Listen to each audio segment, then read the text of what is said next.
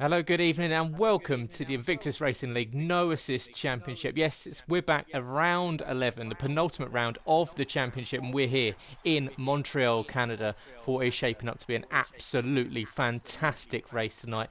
A potential champion can be crowned in FPL Charlie, but his teammate in the Mercedes, Boy Better Know SB, will be hot on his heels and trying to stop it from happening as Charlie looks to pick up a championship in his debut season.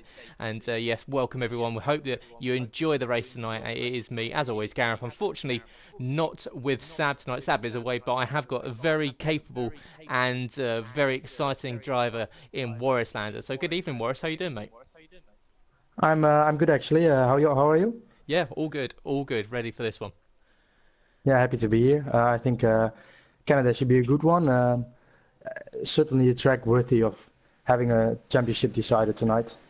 Absolutely, and FPL Charlie, you can just see there on the medium tyres sitting in the garage. He's usually well, he's out early in the session. We'll see if they stays true to form. And Montreal, of course, in Canada, the full throttle, 67% of the lap around here. It's a high percentage circuit. Of course, that street circuit feel to it. It's 13 turns over 4.36 kilometres, 2.72 miles. Gear changes, 56 over the lap distance. That's on a 50% distance over the evening tonight. That's 1,960 gear changes in total. Top speed around here is around 335 kilometres an hour, 208 miles an hour, which is on the approach to turn 12, the entry to that chicane for the famous Wall of Champions.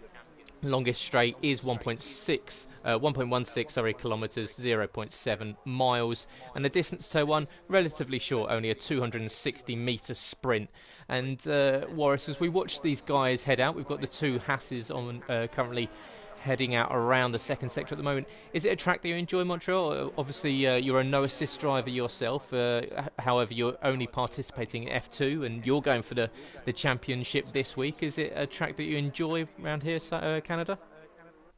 I think it's a cool track, but in my races in Invictus Racing League, I've never been very good. I find it very tricky at times, and I haven't really driven it a lot on this game. So I did a few laps this week already, feeling a bit better around it, also with the setup.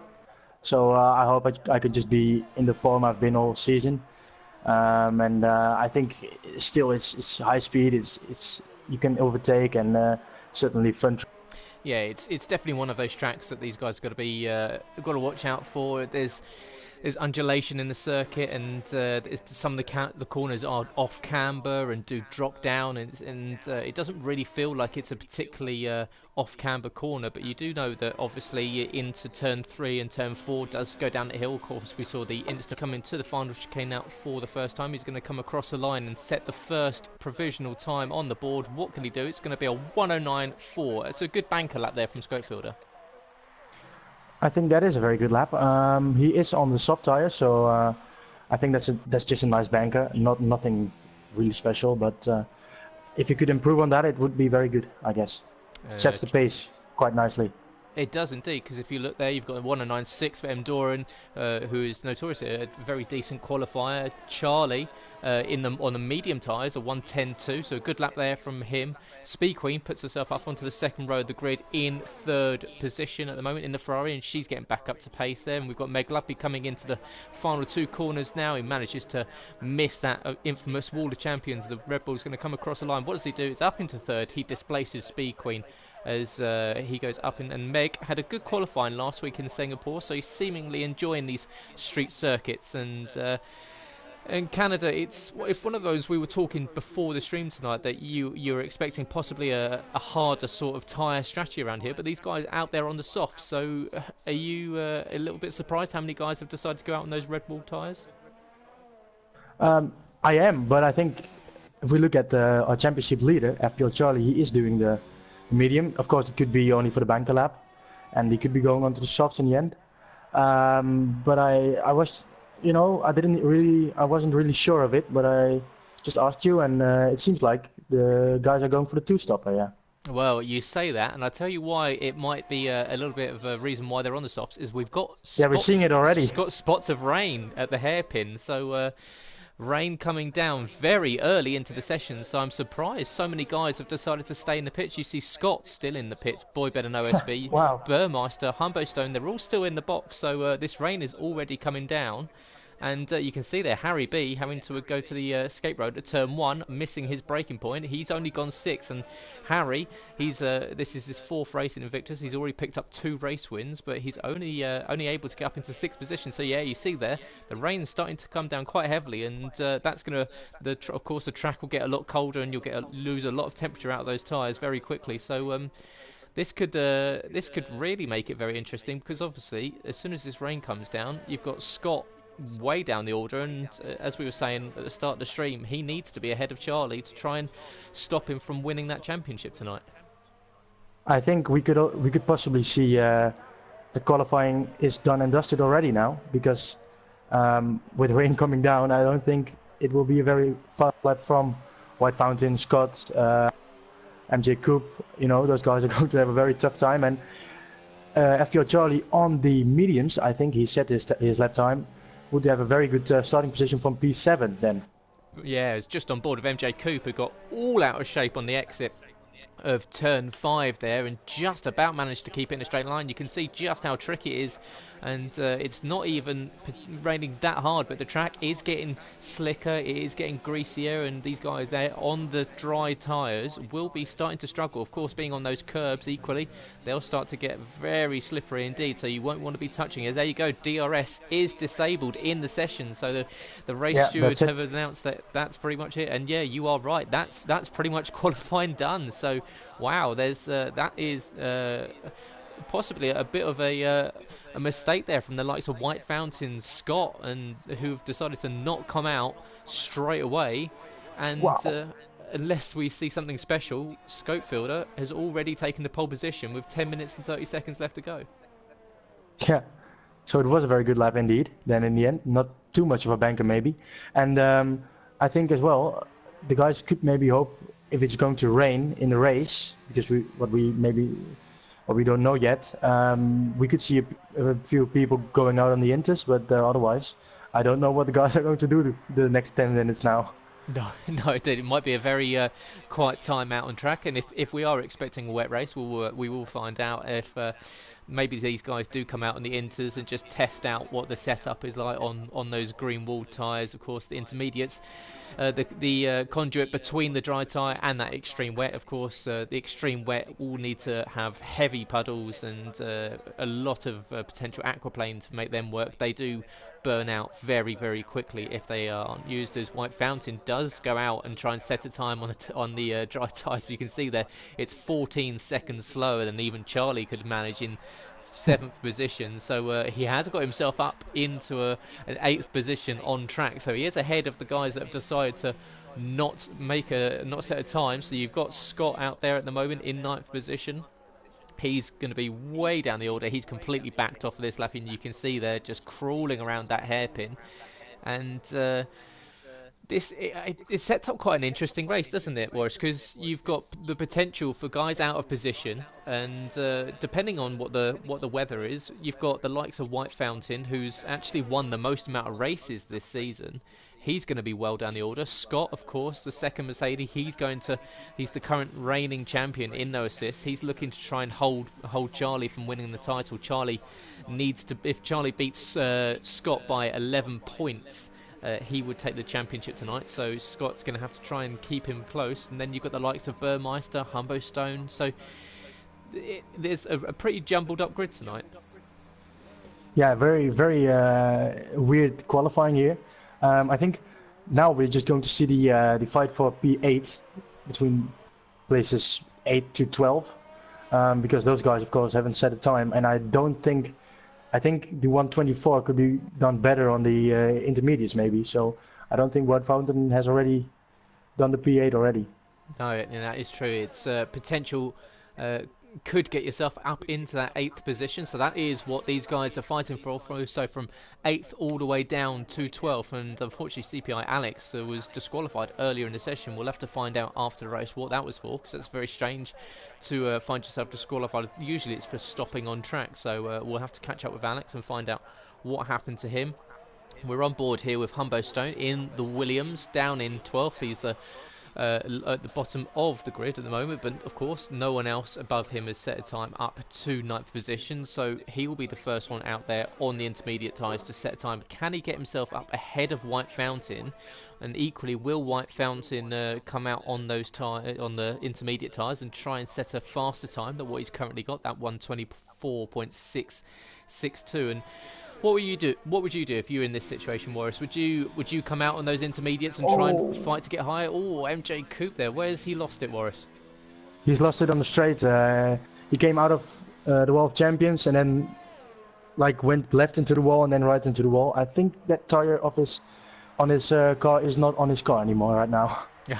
So that is another end to MJ Coupe's qualifying session, and unfortunately that's 2 qualifying sessions in a row that he's unfortunately put the Red Bull into the wall, so he'll be looking at a little bit of a charge from the back. Of course, MJ Coupe picking up his best result of the season last week in Singapore, so he'll be hoping that lightning strikes twice, and Humbo Stone does manage to navigate the wall of champions this time. He's going to come across the line and does go up into 8th position, so there you go.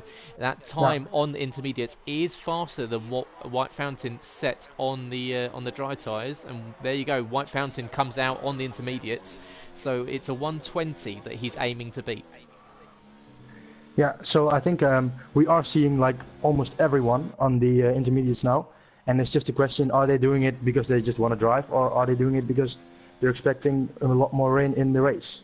Yeah, absolutely. And Schofield even on the wets out now. So Scope thinking that it's heavy enough for wets, and there are puddles starting to form on the track surface. But you'd think that maybe, or as we see there, that looks like a little bit of front wing from a McLaren ahead. Is that M. Doran? Must be, yeah, it is M. Doran, who looks like he's clipped the wall, and there's a front end plate just bouncing across the track surface there at the exit of turn 7. So we'll see what these guys can do. But if Scope has thought that possibly it might be ready for wets, that it is an interesting decision for these guys. As you said, that are they going out there just to see what the pace is like on intermediates, preparing for the race?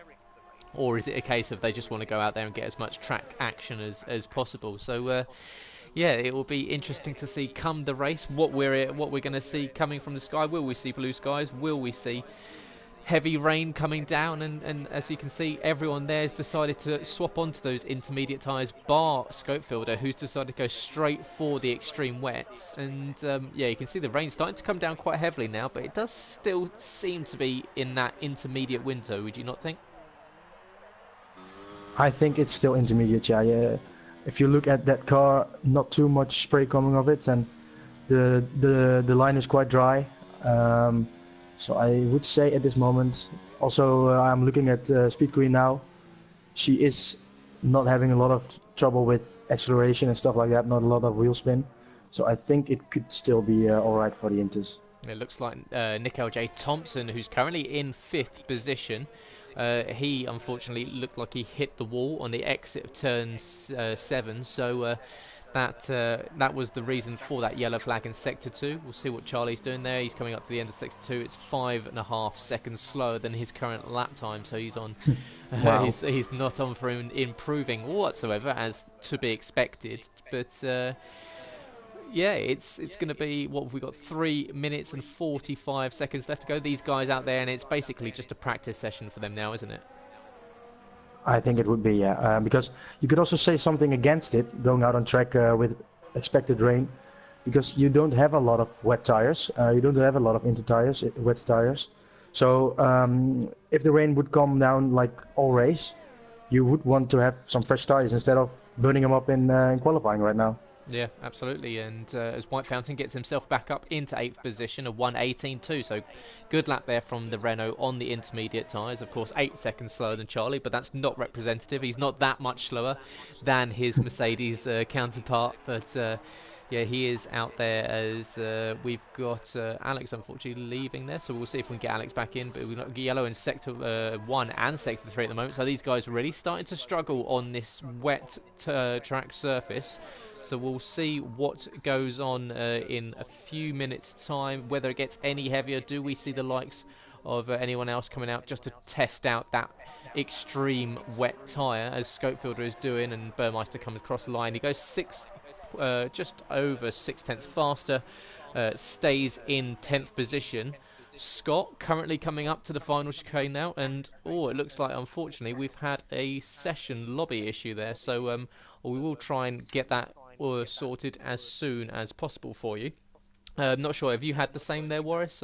I've currently just been dropped out of that session, so I will try and get in as soon as possible. I'll just take over from you for a second. Yeah, go ahead. So I think it is very interesting. The guys are still out. Everyone is driving. Because I wouldn't like to go out in the rain, make mistakes, possibly go into the wall. It wouldn't be very good for your confidence. So either these guys just love the driving, or they are expecting a lot of rain in the race to just get that feeling with the car.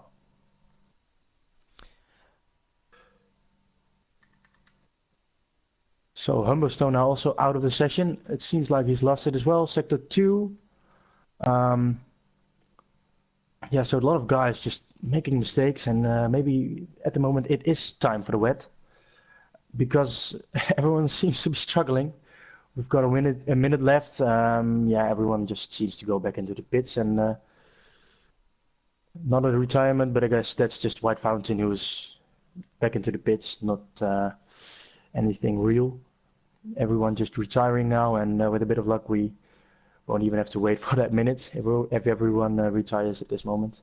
Yeah, just trying to get back in at the moment. Unfortunately, looking like the session's not particularly enjoying it at the moment. So, doing my hardest to bring myself back into. So whilst we've got this downtime, and I'm trying to get back into the session, we'll talk about what is, of course, we are coming towards the end of qualifying. So once it is finished, do let us know what the qualifying positions are. But F2 coming up this week, of course, on Wednesday, Equal Performance F2, and you are going for the championship. Is it have you got a particular strategy you're looking for this week, or is it a case of just trying to pick up as many points as possible?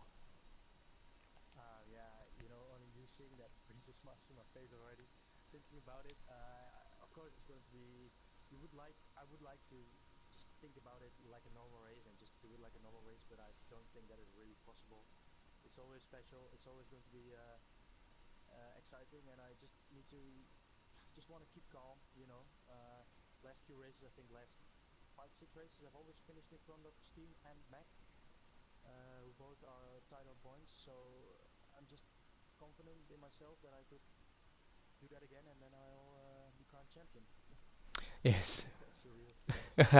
Yeah, I know how it feels. Obviously, took the F3 championship last season myself, so it is one of those. Yeah, it does feel very nice to pick up a championship victory like that, and you've taken quite a few wins so far this season as well. So, have you got a particular race that you've enjoyed the most?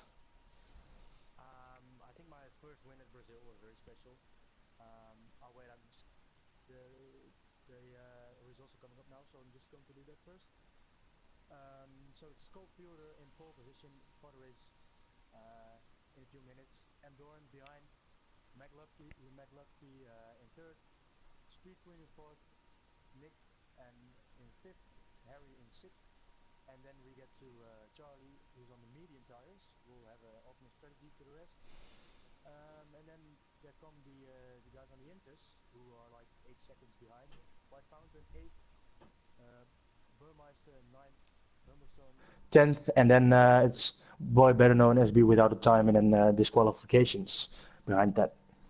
Well, it's been a sorry for the inconvenience, guys, as you're watching the stream. Unfortunately, we are setting up a new lobby for everyone to join. It looks like we had a little bit of a lobby crash there, and several people dropped out. So we are restarting as soon as possible. So don't worry, stay with us, and we will try and get this sorted as soon as possible.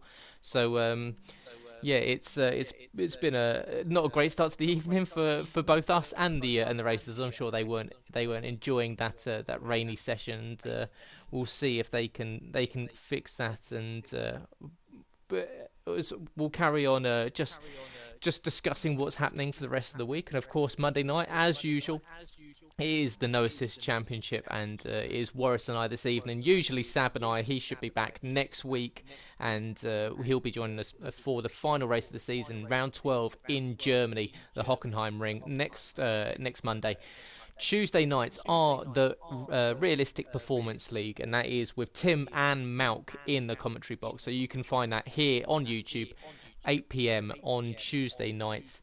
Wednesday nights are equal performance. You have 3 leagues on a Wednesday: F1, F2, and F3. And that is Tim in the commentary box for F1, Dan in the commentary box for F2, and Malc in the commentary box for F3. On Thursday, you have the F1 podcast with Sab and I talking all things F1 and trying to bring some lightness to the world of F1. And of course, equally, when the season is going on, they are in their season break at the moment, you have the GT Sport DTM League. So they are currently in their break between seasons, and we will be bringing you the GT Sport League as soon as they are back on track. Now, hopefully, we will be able to get back into a lobby ever so shortly. I haven't got an invite yet, so I don't know if it's set up already.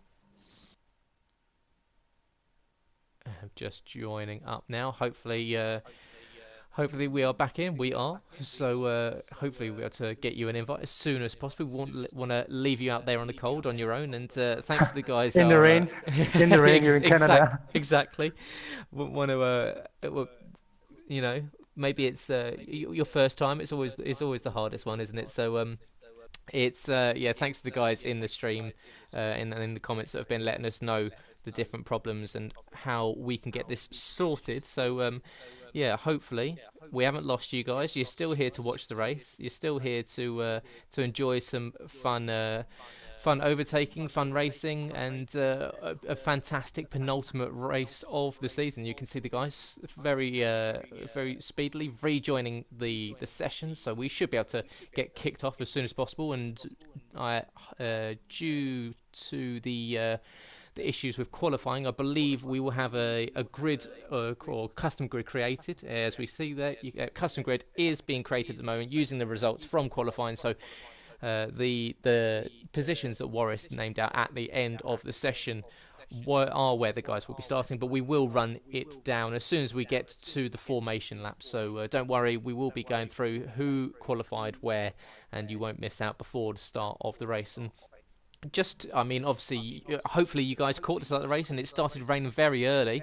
Only 6 or 7 cars got out before the rain started coming. And Warris, what would you have done in that case? If obviously a lot of these guys took the risk of thinking the rain was going to come later, would you have got yourself out on track straight away? If I would have seen rain, I think I would have gone out instantly, because you never know with the game. And I think Schofield has really been sharp on that one. He's saw the rain, instantly out very quickly with the setup and things, it seems. So, in this case, it gives you the pole. Yeah, and it worked out perfectly for Schofielder, who was the first one out there. And obviously the 2 Haas cars came out line astern. And I believe Nick L.J. Thompson came in 5th position. So that's a great qualifying position there for Nick. And he's going to be part of that big pack heading down towards turn 1. And turn 1 here, it is very tricky, isn't it? Because you do go from, obviously, it's a very short run down to turn 1. It's quite a heavy braking zone, and front wing damage around here can really hurt you, because obviously aero around a circuit that has long straights and fast corners can be really painful. So what would you do if this was you? Would you take it easy into turn 1, possibly take a wider or a tighter line just to stay out the way of others, or are you quite happy getting stuck in? I think it is really a really tricky one, because also the first corner already is quite tight. You have to be very careful with making a move, and then it goes right. So when you are on the inside in turn 1, it doesn't make sense, because the next one you will be on the outside and probably lose the position. So this one I would just take it easy, hit a bit earlier, and get into the rhythm of the. We're interested to find out what the weather conditions are going to be for these guys as soon as we get to the session. So Yeah, that will definitely. I remember racing around here a few seasons ago, and it was heavy rain from the start, and the spray that was kicked up on the first lap was it was almost impossible to see the car ahead. You're essentially following that red blinking light from the car ahead, and luckily now they've added a few extra red lights due to the ERS recovery system. But yeah, spray around here can really unsight you, and especially into a corner like the final chicane at turn 12 and turn 13. It's very easy to either to take it too tight and run over the first part, or equally go too deep and run over the latter part of it. So, and unfortunately, I believe this is one of those tracks where if you cut that chicane, you get slapped with a 5-second penalty. So how would Yeah. you tackle that last corner? Do you possibly take a little bit of speed off and make sure that you get round it, or are you just going to throw it in and hope that the car sticks? I think that last corner certainly in the rain is a very tricky one because when you bump up too much a bit, certainly no assists, and you get sort of diagonally near the wall of champions, the car will spin around instantly. So you have to be very careful with that one and hope you have a low suspension setup. Then you can mitigate it a lot better. But I would just certainly in the rain always take it a little bit less risk. Yeah, yeah, absolutely, completely agree with that. As the guys are readying up there, so hopefully we'll get back to the circuit. We will be able to carry on with the race as usual. And sorry, guys, for all of the issues that we have had so far, and it's not particularly usual for these streams. We've usually go without a hitch. So yeah, unfortunately for that one, we have a little bit of an issue. So we will. Try and make up for it by bringing you some spectacular racing very, very shortly. As there you go, you have 14 cars on the grid tonight. Two very capable commentators ready to bring you the fantastic action, as usual, that you find here on Monday nights in the No Assist Championship with Invictus Racing League. And of course, if you want to get yourself on the grid for next season, you can go to our website, invictusracingleague.com, and go to the apply to race section. And of course we've got the last race of the season next week, and then we will have a couple of week break before we are back. So make sure you get your applications down before we go to the new season. Get yourself on the grid for next season. And if you want to follow us on the socials, you can go to Invictus RL for Twitter and Instagram, Invictus Racing League on Facebook. So all the photo albums and hot laps for these races will be on the on the Facebook group, which is very kindly done for us by community member and racer in the No Assist Championship and F2 MJ Coupe. So it's a community run league, and of course the volunteers put a lot of hard work and effort into it, and it's definitely a bigger and better place than it was 2 years ago, and it's hopefully in the next 2 years it will be even bigger than it is now. And we're just loading in, waiting for a few more of these guys to start up. And we look at it now, and we've got Scopefielder currently sitting on the pole. He's an F1 champion. Rain, Well, there you rain, go. it is rain. It is heavy rain. Wow. That's not even a little bit of rain. That is, the sky has opened, and yes. Sorry to interrupt you on that one, but I had to say it. It is rain. That is, feel free. And does maybe when Scopefield came out on those extreme wet tyres, it was in anticipation of maybe just doing a lap or two of Yeah. testing in these conditions, really. Because this is wet. This is really wet conditions, and this is not what we had in the qualifying. But I think Scott Fielder just hoped it was something like it, and he could just try on the wet. So I think that's the reason he did that. So we know that now. We know also now why everyone was driving so much in that qualifying session. Yeah, exactly. And so those guys they're trying to find the best wet setup. And does it change your attitude? Does it change the way that you set up the car massively around here? Are you still trying to go for a relatively slippery setup that makes you faster in the straight lines, or are you really trying to nail down that downforce to keep you from sliding around in the corners?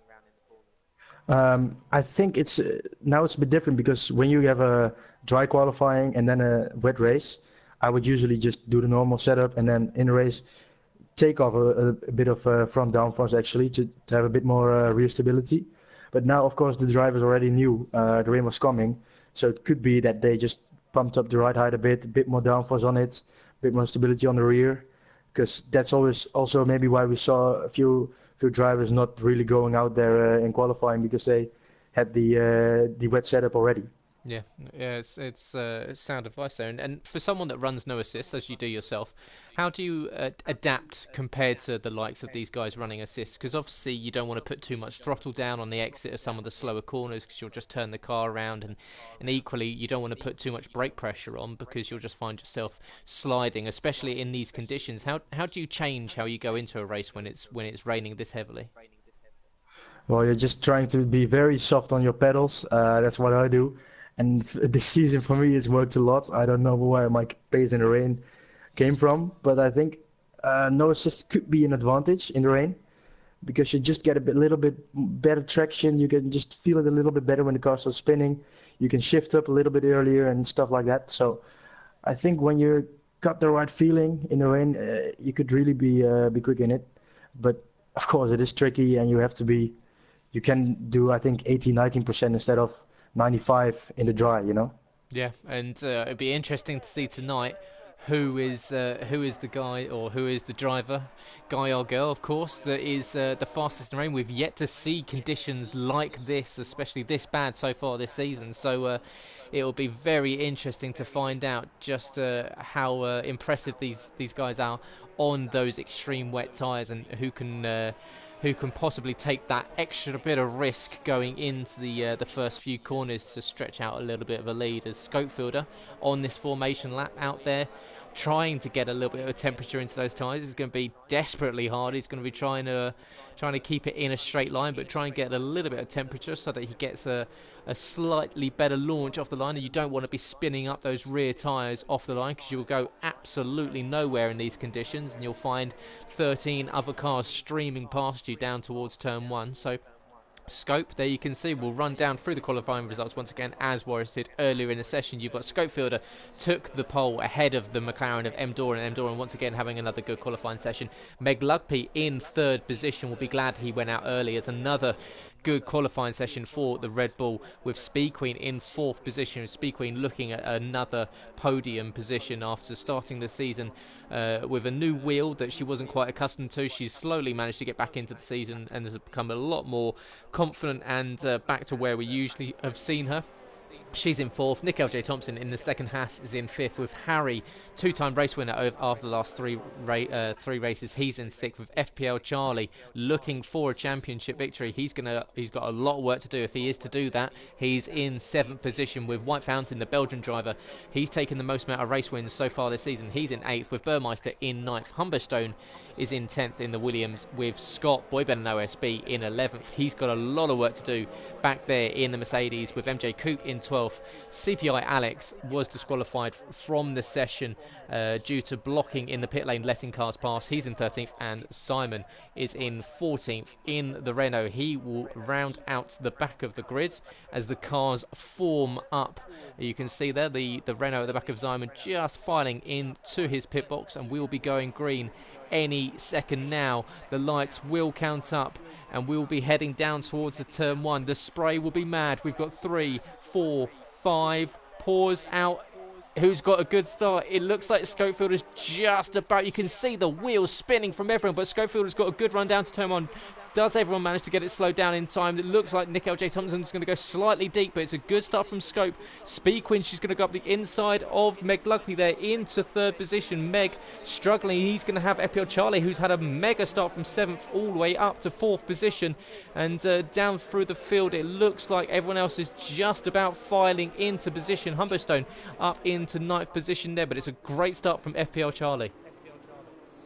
Yeah, relatively clean start there. I had expected a bit more drama maybe. Few people just touching the grass, but no spins, no not severe contact or something like that, and everyone seems to have come through quite nicely here. Yeah, we've got a little bit of a battle here between that Haas of Nick L.J. Thompson, White Fountain and Harry in 8th or 6th, 7th, and it's MJ Coop who's turned around there at turn 8, pointing in the wrong direction. There's always contact there between Nick L.J. Thompson and Harry. Both of them are going to go deep into the hairpin. That's going to allow Humberstone up the inside, and Nick deciding to back out, let people through. But you can see the guys out there really tentative and starting to be very, very nervy on this first lap in these conditions. You can see the spray really kicking up. Scott's going to go to the inside, just having a look at the Williams of Humberstone. Does everyone manage to get through? As picks, there's that first one, 5 seconds for Scott. That's the first penalty. lap of the race, and yeah, we said before the session started that it's this is a real killer for that 5-second penalty being slapped on you if you cut that chicane. And Scott, unfortunately, on lap 1 is the first one to feel it. Yeah, really, we talked about it, and I think, you know, that's the danger here. It's just such a tricky corner. So he probably wouldn't have even saw that he was going wide, and then you know you're picking up something ridiculous like that. I think, you know, this is the conditions, and this is what everyone has to deal with, and yeah, some people will obviously lose out on it. Yeah, you can see Humberstone struggling there into turn 8, running slightly wide and deep, and that, unfortunately, Scott wasn't close enough to get a run on him, but he is going to try and stay with him into the hairpin and get a better run up the straight, and Scott with Burmeister for close company behind. So Burmeister sticking with the reigning champion. We've had a swap for position between 5th and 6th. Meg and White Fountain swapping there. So White Fountain now up into the top 5, and we'll go on board with them very shortly and find out. We're just going to see if we see any changes here for the Mercedes. And Scott there, almost. You can see the back end getting a little bit happy there, but it looks like the Mercedes holding position. Burmeister is going to try and look to the outside. Scott covers off the move. He really doesn't want to be falling back, because with Charlie in 4th position at the moment and Scott only in 9th, the points are definitely swaying towards Charlie, and I don't believe it's enough for Charlie to take the championship just yet. But if Scott doesn't make a little bit of move forward, it's going to be really hurtful for his championship chances. Oh, it's a spin for Doran. Standing in the middle of the straight right now, trying to spin the car around. I think. In which position was he? In the podium position? Was he in P2? I believe he was P3. So yeah, that's look how unfortunate. That's going to drop him. Oh, Doran and really spooked MJ Coop there. Coop got out of shape there, and that's meant that MJ Coop has hit the wall. But Doran, he's in a position now where he really can't afford to hit the wall, because he will lose a front wheel. He's being very careful indeed. We've still got that yellow flag, of course, for the stricken McLaren, and he is the first real unfortunate person dealing with a spill. Well, we saw MJ Coop spinning on the first lap, but Doran the first one to hit that wall and lose a lot of front wing there. So we've now got, of course, FPL Charlie up into the podium and he's all over the back of Speed Queen. So 0.3 of a second between himself and Speed Queen. So Charlie started in 7th position up to 3rd and all over the rear end of Speed Queen. So Charlie absolutely charging through this field. Yeah, really low on the radar in the beginning, but I was just looking at the standings and I saw FPL Charlie like P3. Massive job from him. 4 positions gained just as White Fountain. Both guys didn't have a really good qualifying. Because FPL Charlie did the lap on the mediums, which is quite weird, knowing that the rain was coming. So both FPL Charlie, White Fountain, bad qualifying, good race up to now. Yeah, it's been a great start from both the Mercedes and the Renault in 3rd and 4th, and White Fountain will look to close that gap. And of course, he's said before, as Charlie looks to the inside, and we've unfortunately lost Doran from the session. That's really unfortunate for the Irishman.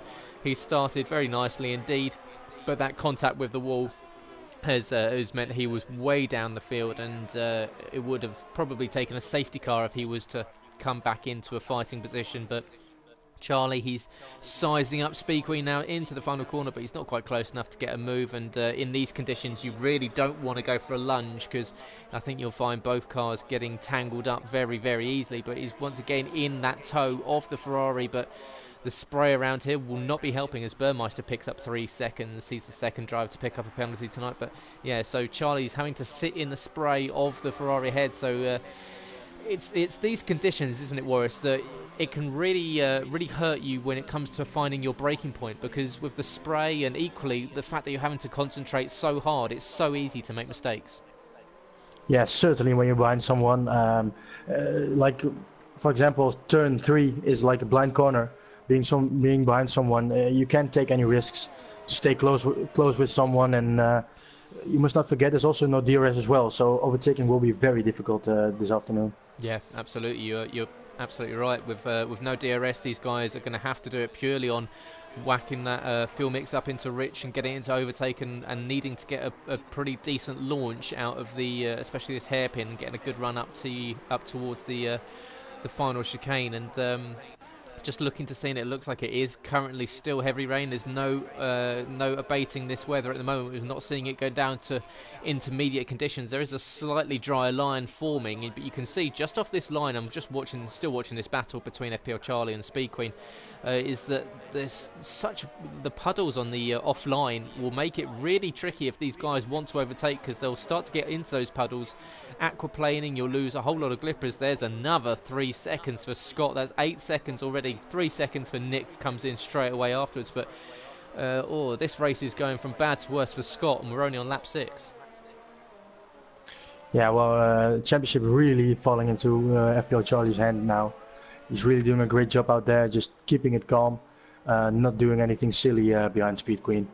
Yeah, it's just making sure that he'll know where his teammate is. They talk to each other throughout the race, so he'll know that Scott is struggling down in 8th position at the moment. Luckily for Scott, he's not under threat directly with Burmeister at 1.6 seconds behind. Scott still chasing down Humberstone, 7/10 away, but you can see there, this gap between Speed Queen and Charlie just opened up a little bit there. Charlie's just dropped back, but Scopefielder, the Swedish driver, celebrating his second F1 Equal Performance Championship last week, and he's enjoying a 3.3 second lead at the moment. So Scope enjoying these conditions to start with, and just out there, he's not having to worry about looking in his mirrors. So this is the best position for Scope, really. You just want to be out, have a nice gap where you don't have to worry about anything going on around you, isn't it?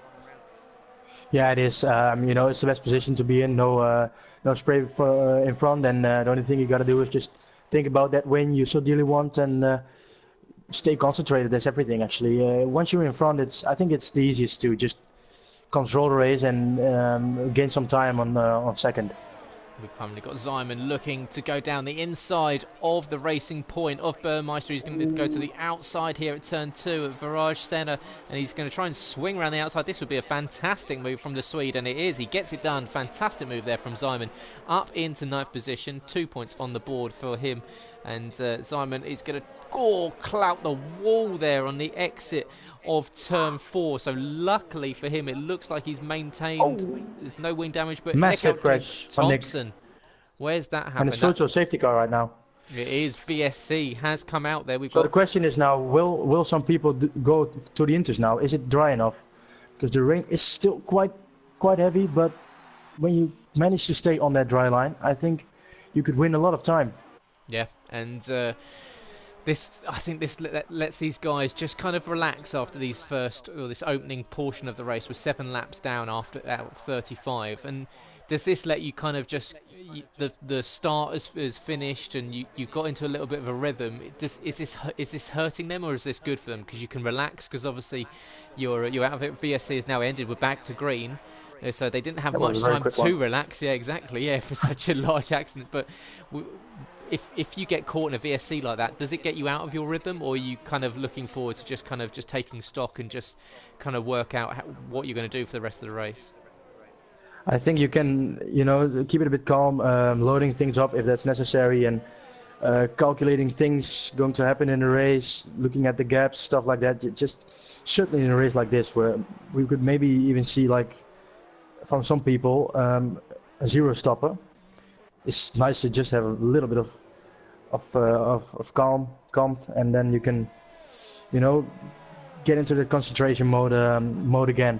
But it was a very short one now, so I think they didn't have a lot of time to relax. No, only around half a lap or so there. So Scopefielder, in fact, he lost around a second in that VSC, so possibly caught napping on the where he was on the track by Speed Queen, who's managed to get it down to 2.4 seconds. So we've got Simon, who was close to the back end of Scott in that last corner, but he's dropped back to about 9/10 now.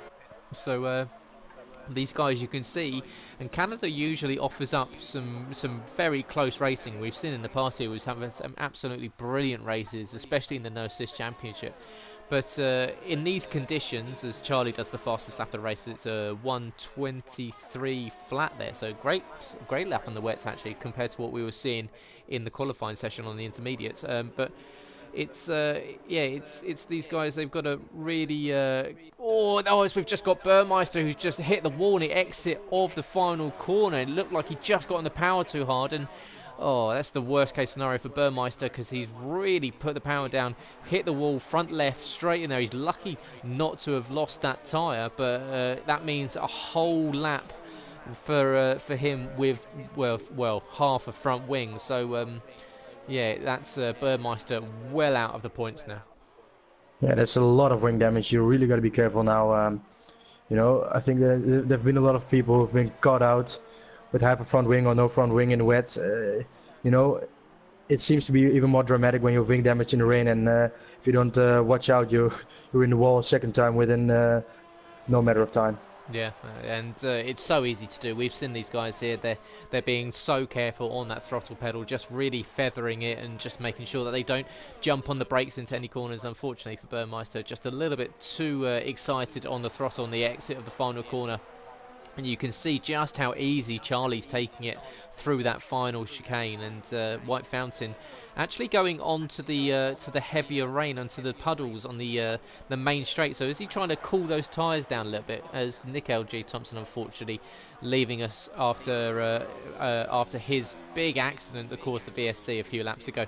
But interesting to see. We've still got the rain coming down very heavily, so it's not quite intermediates just yet, but these guys, as NJ Coop picks up 3 seconds, so White Fountain just running offline, just trying to cool those tyres down, because it's very hard, isn't it, to keep these tyres in the right, because they overheat really, really quickly, so you've got to really be careful with how you use them.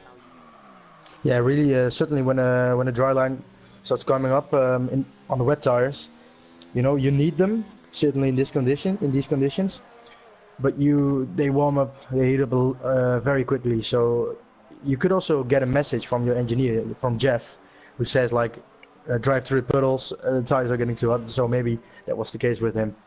Yeah, and we'll see if anyone else can capitalise on that. You can see the gaps to the leader as well. So Speed Queen, she's dropped back to 3 seconds. So Schofield are starting to bridge that gap back out once again. FPL Charlie, he's in third position.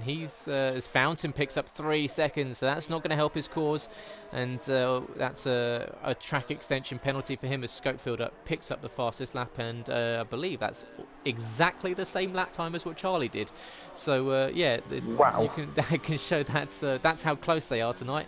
Of course, we had a qualifying session earlier this season where we saw exactly the same lap time for pole position. So it shows how close these guys are in all conditions. And Charlie in third position at the moment, still chasing down after Speed Queen. You can see the gaps forming behind. So we'll see. It looks like Schofield is probably going to try and stick with this one-stop strategy, I would imagine. But with the lead that he's starting to build out, he would probably come out in around 8th position. So if he keeps pushing as he is, he's got a potential chance of coming out in traffic. And there's not, depending on how worn these tyres are for these guys, it's the undercut doesn't really play too much of a part, depending on how worn your tyres are. But we've got this fight now between Scott and Humberstone down into turn 10 at the hairpin, and they're side by side. Scott's going around the outside, and he's going to get better drive off the exit. Great move there from reigning champions Scott, Boyben and OSB. Around the outside at turn 10 as Meg picks up 3 seconds very quickly there, and another one flashed out and missed that one. But we've got this train forming with Scott, Humberstone, Zyman and Alex for 7th, 8th, 9th and 10th at the moment. So all fighting for the final points positions as Humbo picks up 3 seconds there. So the penalties are starting to come down as heavily as the rain at the moment. So these guys will, it might be a bit of a lottery at the end of the race with who finishes where. Yeah, really, but I think in the rain it will always be a lottery, and certainly when you're so close together. Meanwhile, FPL Charlie did a very quick lap and is now all over the back of Sweet Queen, so he really does have that pace within him. Maybe he's just, you know, been calm for a few laps and now will finally want to get past Speed Queen. Yeah, up in 3rd position at the moment. Charlie is looking at trying to seal this championship tonight, and he's going to have to outscore Scott by 11 points. So the further up the grid he is, the closer he will be to that. So Charlie currently scoring himself a handful of points in 3rd position at the moment. Scott in 7th would only be taking home 8 points. Charlie would be taking home 14, sorry, so 7 ahead. So he needs a slightly a few positions higher for himself and lower for Scott if he is to take home the championship with 1 race to go. Harry B, of course, 2-time race winner. He's fighting with Meg Luckby, and Meg doing very nicely. Unfortunately dropped down from 3rd to 5th on the first lap, but Meg sticking in 5th position at the moment in very difficult conditions. And Meg, brand new to no assists this season, and he was telling us in the interview pen before the race started that as long as he has races without mistakes, that's his goal for the season and for the race. He basically wanted to get himself relatively proficient on the no assists, and he's done that. You can see he's got progressively faster over the season. He's currently keeping a 2-time race winner behind him. So that transition to no assists, I'm sure you'll agree, it's not a particularly easy one, and you've got to really commend these guys that make that risk to move to no assists. Yeah, really, it takes, you know, it takes some confidence, and it also takes some hard work, because the first few races you always go off, you always make mistakes, stupid mistakes, spins, you know, things like that. And I think I had it certainly when I came new to this game as well. In the beginning, I almost stopped doing no assists because I found it so different, so hard. But you have to keep going, and finally it will give you a lot of satisfaction when you finally master it. Yeah, and we have plenty of drivers that joined us this season and have become valued members of the league. And of course, Meg Luppy with the likes of MJ Coop and Nick LJ Thompson, just to name a few of them that joined without using no assist before and have become much faster. And you can see just how impressive they've got over the season. We've got Charlie, he's just sticking around that half second behind Speed Queen at the moment, and he hasn't quite been able to get close enough to get a push. So yeah, we'll see if it's Charlie's day. Can he get ahead of Speed Queen? Will we see someone drop into the podium position, or will we see possibly an early stop for one of these guys and changing the tyres? And Fountain at the moment 1.7 seconds behind. Yeah, I think you know, I feel Charlie, his first goal will be to not make any mistakes, not do anything stupid. But on the other hand, he would like to, I think, to finish it today, and he needs a little bit more points for it. But you know, I think these conditions remind me a bit of in Hockenheim in the real Formula 1 Grand Prix when Max Verstappen came up to Bottas, and every time he came into like half a second, he just couldn't do that final step. And that's what's happening to FPL Charlie right now. I think it's just that final bit, he's just not getting it, and maybe it's also due to not taking too many risks at the moment.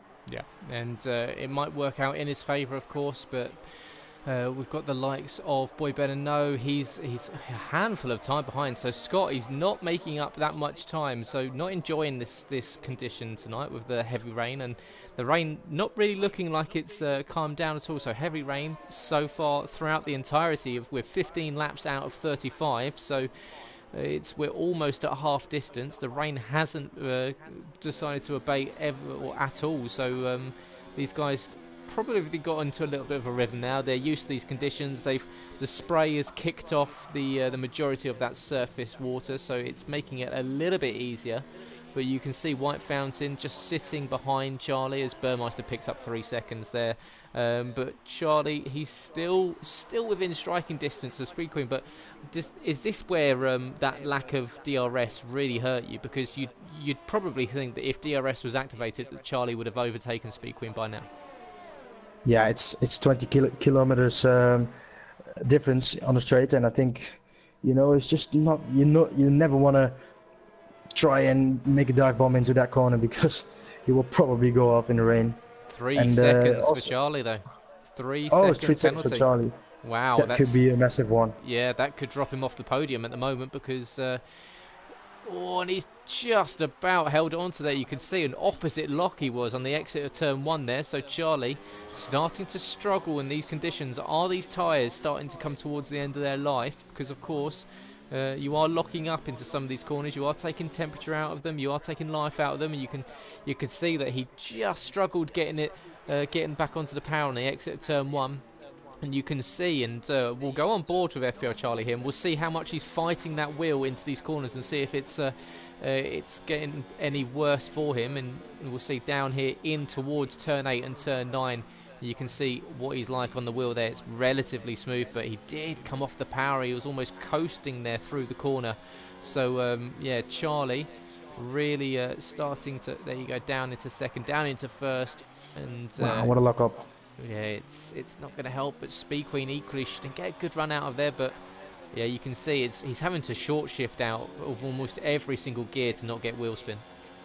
Yeah, and of course now it's a question with that penalty, whether he wants to get past quickly or whether he's just going to stay in the slipstream of Speed Queen, because trying to overtake is going to cost you even more time. The question is if he was trying hard before, or if he was just taking it a little bit easy. Because of course he doesn't want to lose any more time behind Speed Queen with that penalty behind his name. In comes Harry, so Harry the first one to come into the box, and he will see, does he go to another set of the blue extreme wet tyres? So it is, goes to the wets. Yeah, it is another set, so straight back out there. He's not expecting the rain to stop anytime soon, so Harry in. Scott equally followed him in, so he's in for another set of the extreme wet tyres. So Scott drops down to 10th position at the moment, so we'll see what those guys can do out there on fresher tyres. Will they go any quicker than what we see at the moment? But we've got Humbo Stone.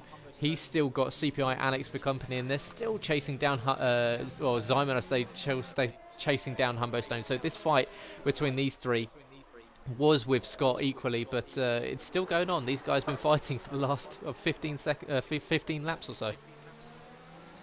Yeah, and I think that stop from Harry indicates that we're really not going to see a change in weather, because then probably they would have, you know, waited with the pit stop until the intermediates would be ready. But I think this means that we will have a full wet race now. Yeah, it is looking. Oh, after Charlie is past Speed Queen. I haven't seen it, but Speed Queen. Oh, she's in the pits. Together with White Fountain. Speed Queen and Fountain into the pits, and we'll see where do they drop out. And we've got White Fountain and Speed Queen coming to the pit exit now. Do they drop down behind the likes of Meg Lugby, who's coming down towards turn 1 and turn 2 now?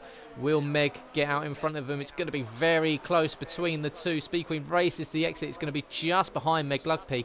So they've not lost too much time there. So that's a real positive for Speed Queen and Fountain. They've managed to get out ahead of this fight between Humberstone and Zyman, with CPI Alex coming into the box. So he's going to try and get out there on fresher tyres and set a faster lap than Humberstone and Zyman, and try and jump the Williams and the Renault ahead. But Scopefielder out there at the moment in the lead, 4 seconds he's got over Charlie, and those two of course yet to stop. As Burmeister picks up another 3 seconds there. So Burmeister unfortunately struggling with the conditions tonight. He's down there. I believe that's his second or third penalty, and we'll see what does Charlie do. Does he come in this lap and try and cover off that stop from Speed Queen and not allow her to have the undercut? And we'll see the Mercedes coming up to the final corner now. He is, so yeah, he comes in, and equally so does Scopefielder. And now it's the question if McLucky has hold up Speed Queen, or that this slipstream she will be getting now will help her get in front of FPL Charlie. You can see Meg Lugby, he is, I believe, weaving side to side just to let Speed Queen know that he was going into the pit box there. But look at the distance between White Fountain and now. And White Fountain tucked in right behind Speed Queen now, going towards turn 1. Now, where do they come out in comparison with Scopefielder? Scopefielder comes out ahead. Where is Charlie?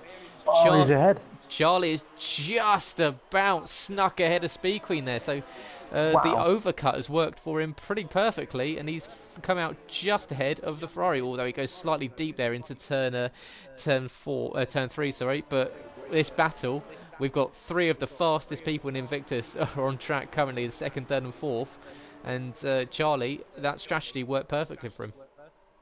Yeah, really, this shows that I think Charlie did have the pace over Speed Queen. He just wasn't able to get past, and he had one free lap and showed that he had the pace.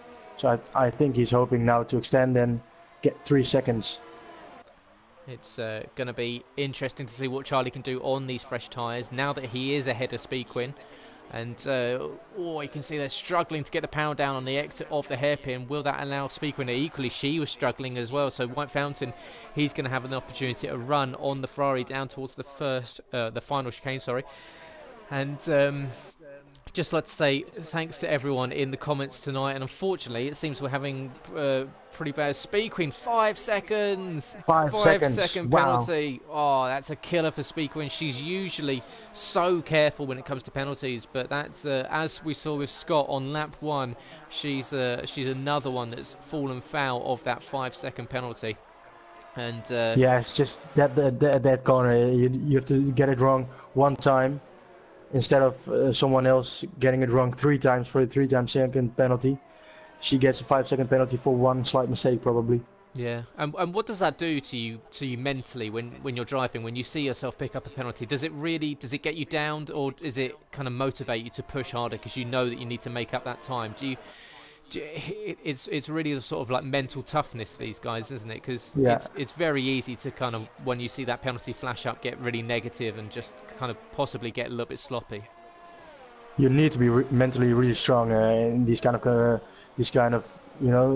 things, because I've had a few times, picking up such a penalty, and then you lose all hope, you lose all motivation, and you got to stay strong at this point. But what we are seeing now is that instantly White Fountain is on the back of her and really wants to make a move right now. So I hope she hasn't lost her mental strength.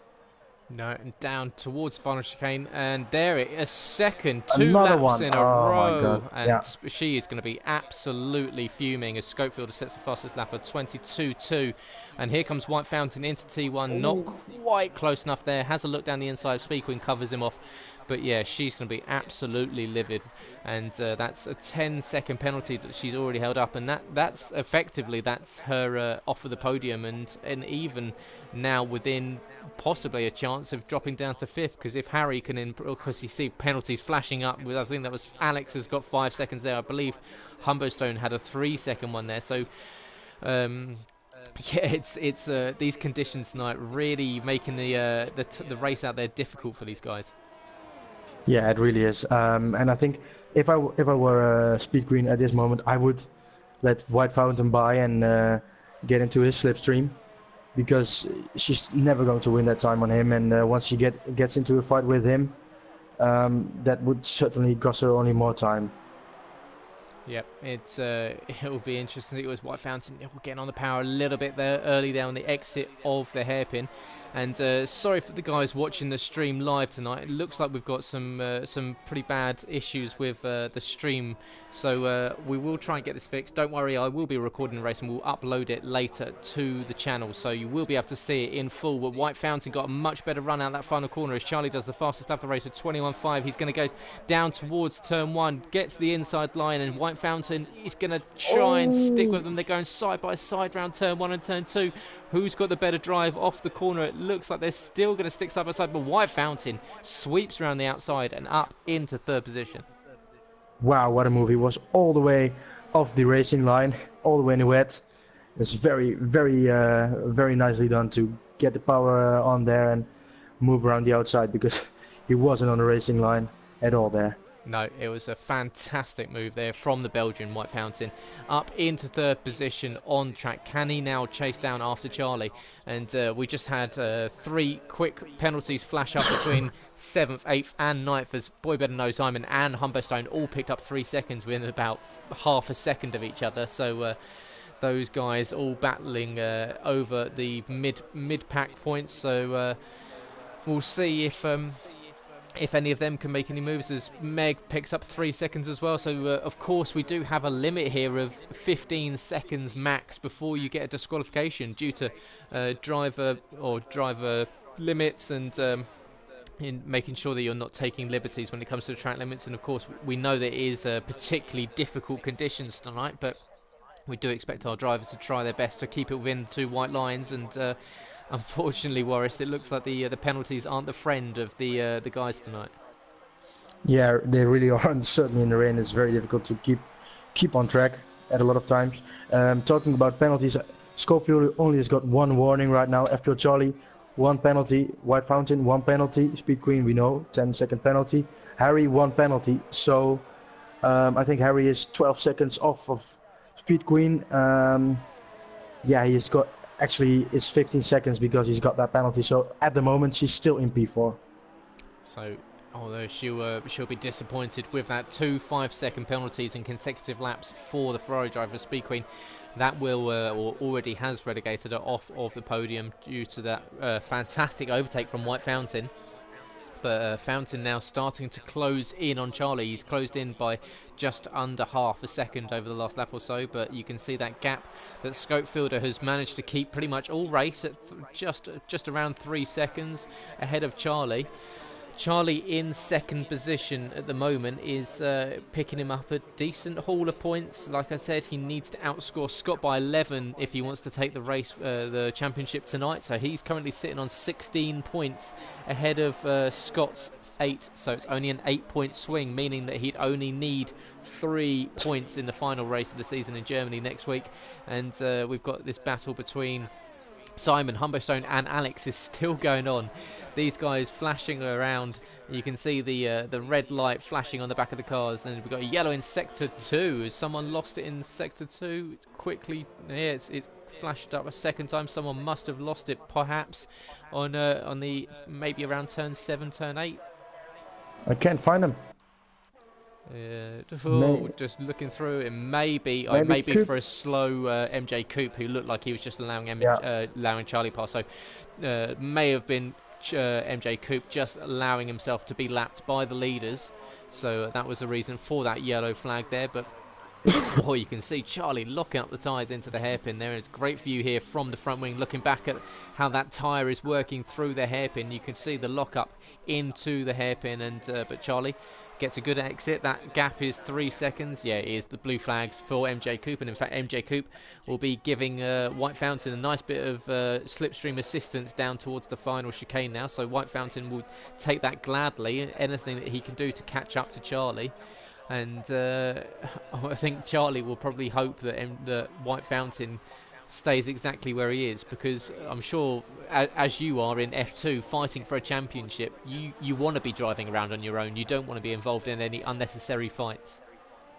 Yeah, luckily I've had that a lot of times this season already, and you know, once you're at your own, you got to be really careful that you don't lose your concentration, but you can just drive like you've practiced, just on your own, just having your own pace, looking at the times you're doing, being consistent. That's what you want. And I think Charlie, it doesn't mean too much to him that he's in P2 right now. I think he's very happy to be there, and I don't think he's got too much ambitions of attacking or doing something, getting into a fight. No, as White Fountain is closing in. It's now down to 2.2 seconds. We're just on board, sitting in the cockpit with our race leader Schofield, and we're just following the Swede and finding out, of course, the famous blue and yellow helmet of the Swedish driver as he's driving around up towards the final chicane now. We'll go and do a full lap on board with him, as we'll just make sure that nothing's happening with CPI Alex in 10th and 9th position between himself and Humberstone. But here it is, Scopefielder coming down to start the lap. We'll see what his line is in towards the first corner. Does he manage to keep it? He locks up ever so slightly. In fact, quite a long lock up there for Scopefielder. Doesn't seem to have cost him too much time. You can see there a little bit of a little bit of wheel spin in second and third gear, but not too bad. So Scope now knocking it down into fourth gear for the quick right left at turn 3 and turn 4. Goes downhill, so very easy to lose the balance of the car. Now down into turn 6 and turn 7. Very slow speed corner and in third gear, and you can see there Scope almost having a snap of oversteer as he got on the power on the exit of turn 7. Now underneath the bridge towards turn 8 and turn 9, crosses over and using the curbs very nervously there. You can see these curbs this evening, as soon as they get wet they lose a whole ton of grip, but now towards the hairpin, and Scopefield not locking up at all for the hairpin, so very nicely done as Scott picks up another 3 seconds. So Scott in 7th position is going to be finishing about 4.5 hours behind everyone else at the moment, the amount of penalties he's racked up this evening. So yeah, he might be getting in a little bit of trouble with the stewards, but Scopefield, he's going to come around and finish off this lap. Big lock up into the final chicane, but that gap between himself now is 2.6 seconds. White Fountain has got that gap between himself and Charlie down to 2.1. So 8 laps left to go in the race. Can you see these positions changing? Yeah, at this moment White Fountain puts down the quickest time of the race. I was just watching their lap times, FPL Charlie, White Fountain. You know, one or two tenths every lap, but he seems to be very quick. He seems to be pushing, and he's got that red light right in front of him of Charlie. And you can see there it is 8 laps on the extreme wets for Scopefield and Charlie. They stopped on the same lap. White Fountain and Speed Queen stopped a lap earlier, so they've done 9 laps. And equally Harry B, he was the first one to stop with Scott on the same lap as him. They've done 10 laps, so both those two will be struggling on those tyres slightly compared to their compatriots in the race, with the likes of Scopefielder and Humberstein, who's stayed out the longest on that first stint. He's only done 7 laps on these tyres now, so it's you can see that rain coming down, so it looks like we're going to be rain on extreme wets for the entirety of this race. I wouldn't expect to see it go to intermediates anytime soon, so we can look through in the position changes. You've got Scopefielder started in on the pole, has led from the front, and unless Charlie can close in that 2.5 gap, it looks like Scopefielder is going to come across and take another victory, which would be good for Scope. We haven't seen him take a victory since Belgium before the season break, so it's been a slightly disappointing second half of the season for Scope, as MJ Coupe picks up 3 seconds there on lap 28 of 35. And FPL Charlie and White Fountain moving up 5 positions off the start. Boy better know, he's moved up 4. Simon's moved up 6, so Simon will be enjoying a little bit of a charge through the field. Although it's only a few points he'll be picking up, it's always good to move up through the field, as like we saw there. Burmeister and Meg Lugby are the ones that have dropped down. Burmeister by 2 positions and Meg Lugby by 3 positions. And as we get towards this final part of the race with 7.5 laps left to go, who do you think has kind of shone out so far this race? Has it been Scopefielder, who's just been quietly consistent out the front? Yeah, I really think he's just controlling this race. You know, every time the gap gets a little bit less or a little bit more, but I think he's very carefully looking at that gap, and he knows when he has to improve or when he has to when he can just take it a bit more easy. It's just nothing weird from him, no mistakes, no silly things. He's just going about the zone, and he's just there where you want to be, I think. And you can see there we were talking earlier about the gap that Harry B had behind Speed Queen, but Speed Queen, she's really fallen off the back of White Fountain over these last few laps or so, so she's starting to really fall into dangerous territory with Harry, and although Harry is sitting on a penalty himself, Speed Queen, she's got those 2 5-second penalties, and we will look to see if they can get rescinded. Of course, sometimes depending on how they've been administered, they can get rescinded by the stewards, but yeah, potentially she could be dropping to 5th position. So she was quite comfortably in 3rd earlier, but now it's looking like she might have to, possibly might even have to settle for 5th position. Yeah, if those penalties do count. And it's a bit of a question if Harry does know she has those penalties, but then he is really having a fight with her. even though he's 7 seconds behind, because he needs like 7 seconds because he's got the 3-second penalty himself, and the gap is around 7 seconds now, so 6.9, 7.1. So he will probably really be pushing for that gap, and then he can get into fourth, which is always nice to get a position more.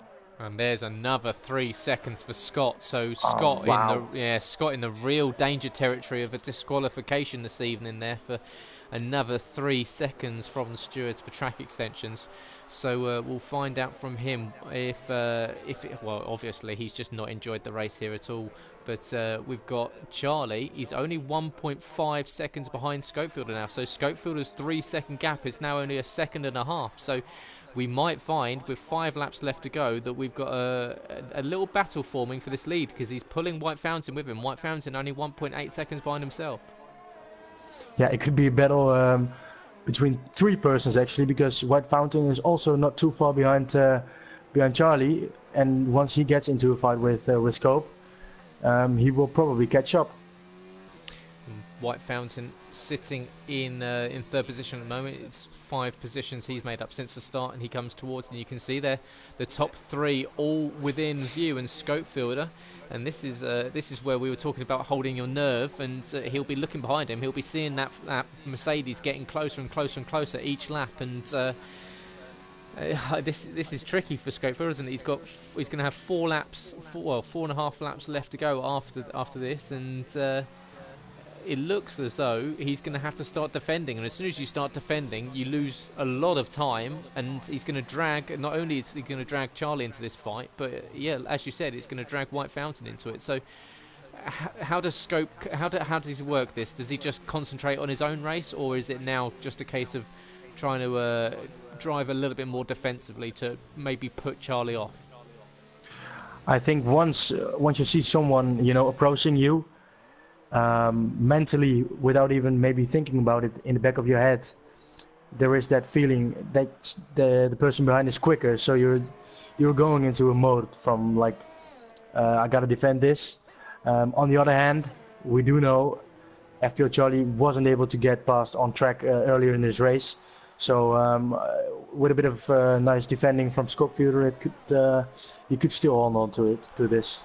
It's going to be close. It's now down to almost 1 second. So FPL Charlie just over 1 second behind Scopefielder now. So Scopefielder is going to have to do he's got some hard work ahead if he is to keep Charlie behind. And just thinking about it, I believe Charlie has got a penalty of himself. But with Scott picking up so many penalties, that's going to drop him outside of the top 10 most likely. So I was just going to say that, because if he just stays in second, he could pick up the title tonight. So this could be the crowning of Charlie's championship, a race earlier than what we thought, because at the start of the race, obviously he started further back than what we thought, but equally he was joined by Scott towards the rear end of the grid. But Scott really not enjoyed these conditions at all. He's been picking up penalties left, right and centre, and he might be giving up his championship with 1 race to spare. And Charlie, in his first season in Invictus, looking as though he's on his way, possibly even with a win, because you can see now he's 1 second behind Scopefielder. But as you said, it's very easy to close up to someone. It's a different thing overtaking them when you don't have DRS around here, because you've really got to be careful into what corner you make it move into. But Charlie, he's yet to win this season actually, so if he is going to win today, it would be a perfect way to cap off a championship. Like a championship win. Yeah, it would certainly be the case. But the question only is, it's probably not even a question. Charlie wouldn't know that Scott has so many penalties, because when he asks over the radio teammate status or something, it will say he's in 7th. So at this moment he's thinking, I need to win this race to get that championship tonight. So it's very, very complicated at the moment, I guess, and I think he will take some risks now. It's he's got about 2-3 laps left to go, possibly he might decide that he's going to try and get past Scopefielder and really go for this win, because I think he can see that it's on. He can see that Scopefielder is starting to struggle. It's now only 0.5 second between himself and the Haas ahead, and equally White Fountain is not far behind. So White Fountain just following these guys, and just like a little bit of a shark circling its prey. And we've seen this happen before this season, where two cars are battling ahead, and the third car just sits behind and just waits for these two to make a mistake and makes the most of their error. So White Fountain can just sit behind these guys and just see if they will fight into the last 2 laps of the race. But Charlie, he's 7/10 of a second now. He's lost a little bit of time over that lap. He's lost around 2/10, but he's going to get a little bit of slipstream going up towards the final chicane now. Can he get closer to make a move, possibly into turn 1, by getting a good run through the final chicane? But Charlie, he's going to be possibly licking his lips and hoping that he can take this championship with 1 race left to go. And I'm sure you feel exactly the same with the potential of doing it on Wednesday, that you want to get it sewn up as soon as possible. Yeah, this championship for him could be 1 second in front of him. But what we shouldn't forget is that he has the penalty, and Schofield has got 2 warnings. So Schofield will also be watching the track very nicely at this point, very carefully, because one time off track and he will get that penalty as well. He does know that, probably, that Charlie does have a penalty, and so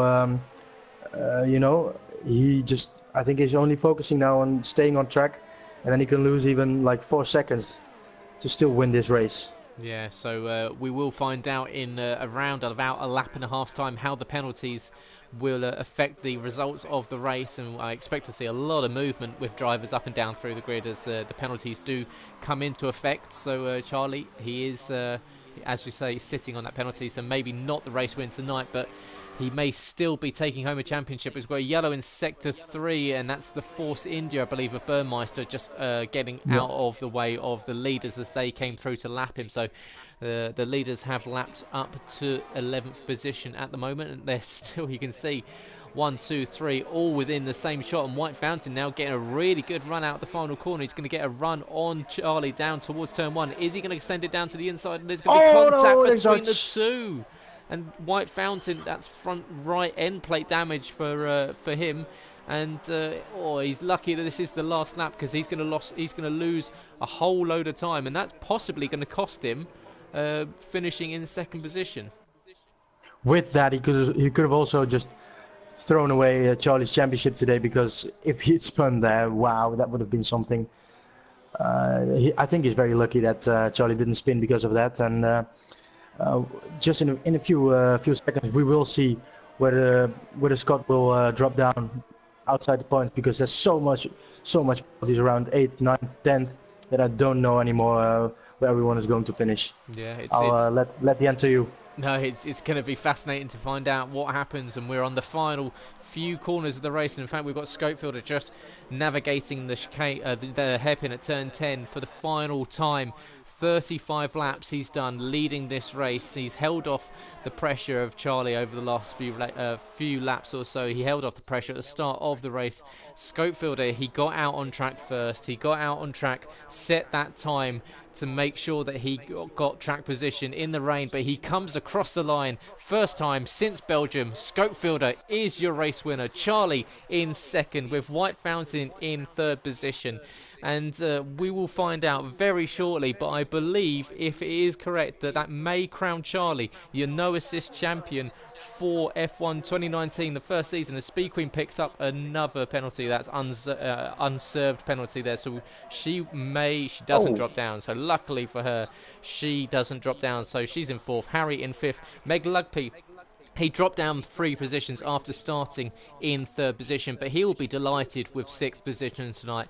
That's a good drive from the Red Bull driver. Now this is where it counts. Scott is going to come across the line now, but we know he's sitting on a huge amount of penalties. Does he drop outside of the top 10? And there's 8th position. Humberstone comes across the line. It's not, so it's 8th position for Scott. So how many points does that get him? That will get Scott 7 points. So over 16, so no champion today. No championship for Charlie just yet. So he will have to wait until Germany next week. and he will only have to, I believe he'll only have to score a handful of points there. So Charlie will just have to keep it on track and in the points. But what a race from Scopefielder, and Morris, your first race commentating, I think you've done an absolutely marvellous job. I think you've been a real joy to have alongside. And how did you find that one? Yeah, thank you very much. I really enjoyed it. You know, watching this race so carefully, and I've never watched a race like this before. I really liked it. I'm up for more afternoons like this, Yeah, more well, evenings like this. you're welcome to join us anytime. You've been fantastic. And there you go, Scopefielder, the only one to have a completely clean race. He wins in 48 minutes with Wow. 49. What a race from the Swedish driver. And he goes from flag to flag in first position. FPL Charlie is in second. Doesn't quite take home the championship just yet, with White Fountain in third position. B Queen in fourth, with Harry in fifth. Meg Lugby is in sixth, with Simon in seventh. Scott down to eighth position, with Alex in ninth. Humberstone is in 10th, and Burmeister and MJ Coop found themselves a lap down. And unfortunately, we lost Nick LJ Thompson to a big accident on the exit of turn 5, I believe it was, and unfortunately M. Doran was involved in contact earlier on, and he equally retired very, very early on. And wow, what a race for Scopefielder, and well, a clean race, as you say. Only picked up 2 warnings, and that shows just how consistent he was the entire night. Yeah, that shows how good he is, actually. I think that shows why he is a champion in F1. It's so difficult, certainly in the rain. Lap times are so much longer. The race takes so much longer. To all race long, stay on your own, stay clean, not make any mistakes, and certainly in the end, coming under pressure, certainly didn't make any mistakes. Wow, what a job! Also, the pole very sharp tonight, Scopefielder. So driver of the day should be for him. Yeah, it was. You can't complain about that at all. And Scopefielder once again picks up another accolade here as he takes home another race win, and I believe that's his third of the season. I will just double check. He picked up the race victory in France and in Belgium. So, yep, third race win of the season for Scopefielder. So, fantastic result to the Swede. He's back on form, finishes the season towards the end of the season in style. We know that he's taking a break at the end of the season, so it's good for him to finish off on a relative high. So, yeah, congratulations, Scope. Equally to Charlie and White Fountain, who finished on the podium in second and third position. Charlie stretches that lead in the table as he goes into the final race in Germany next week, looking to sew up a first championship here in Invictus. And it's going to be a fantastic race next week and in Hockenheim. So really looking forward to finding out what the guys can do there. And it's going to be. We'll see if we can. Get. I'm not sure we'll be able to get the interviews done tonight, unfortunately, guys, due to the stream issues. But we will post up what the guys were thinking, or what they were thinking on the website afterwards. So make sure you check us out on the website, invictusracingleague.com. And unfortunately, we did have a few stream issues tonight, so we do apologise for that. Not usually the case. We usually goes off pretty easily. So unfortunately, we will try and get this back to usual for next week in Germany. And so make sure you do join Sab, who will be back, and I for that next Monday, 8 p.m. for the No Assist Championship final race. Of course, tomorrow night is the Realistic Performance Championship with Malc and Tim in the commentary box, and Skyzy is looking to go for a third championship in a row in the Realistic Performance League. And then equally on Wednesday night, you've got F1, F2, and F3. F1 Championship is already sewn up as Scopefielder made that one so by retaining his title last week, and then equally F2 and F3 can be won this week. Warris, my co-commentator, he's going to look at picking up the results that he needs to finish up champion in F2 this season, and then equally Ferocious Dan will be looking at sealing the F3 title as he looks to finally close in on that title that's eluded him over the last few seasons. But for this evening, thanks very much for joining us. Thanks very much, Warris Lander. You've been absolutely brilliant tonight. Can't fault you at all. So how as we close up, how did you find it? Did you Is it you wanting to come back and do a little bit more commentary maybe in the future? Yeah, I really liked it. Even near the end, I thought I was a little bit sad the race ended. I could have gone on for hours like this, and I really liked it with you. I want to thank you very much for this nice evening, and I would like to come back, yeah, in the commentary box. Oh, it's good to know, and of course, you can go to the socials and let us know. Let Warris know how we got on this evening. We will hopefully be able to upload the stream in full, so we will check it in with you on the YouTube channel. So you can go to that go to YouTube and go to Invictus Racing League. Equally, find us out on the socials: Invictus RL on Twitter and Instagram, Invictus Racing League on Facebook, and equally you can go and find me on Twitter at GT2_driving, where I will be promoting all of the leagues, and equally the podcast that Sab and I do on a Thursday. So make sure you join us for that. You join us next week for the final race in Germany here for the Novices Championship. From Warris and I for this week, thanks for sticking through us throughout all the issues, and we will be back next week for the season ender in Germany. Have a great week. We will see you then, and have a good one, guys. Goodbye.